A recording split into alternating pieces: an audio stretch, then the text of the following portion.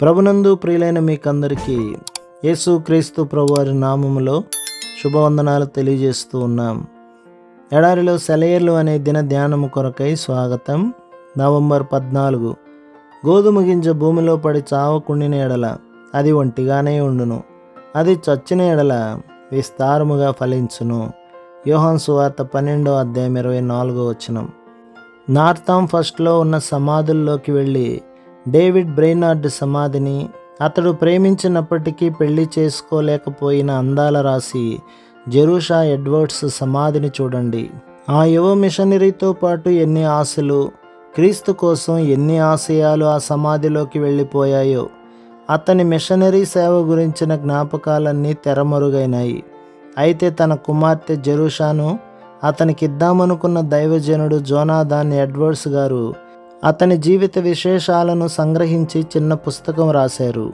ఆ పుస్తకం అట్లాంటిక్ సముద్రం దాటి కేంబ్రిడ్జిలో విద్యనభ్యసిస్తున్న హెన్రీ మార్టిన్ కంటబడింది.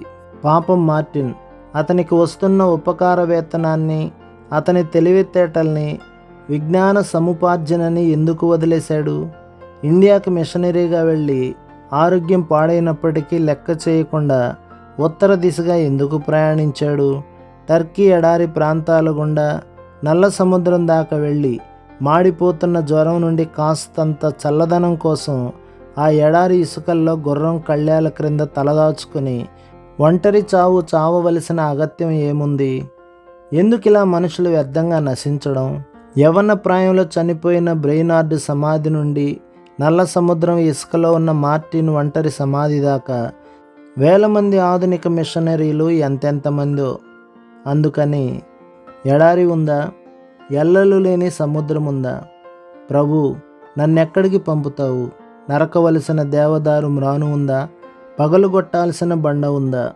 లేక పొలంలో చల్లేందుకు పిడికెడు గింజలున్నాయా? అవి ఫలించి పంట పండితే పంచి పెట్టడానికి నీ ప్రజలున్నారా? తండ్రి, ఎడారినైనా సాగరాన్నైనా చూపించు, నాకు పంపించు నీ ఇష్టమైతే.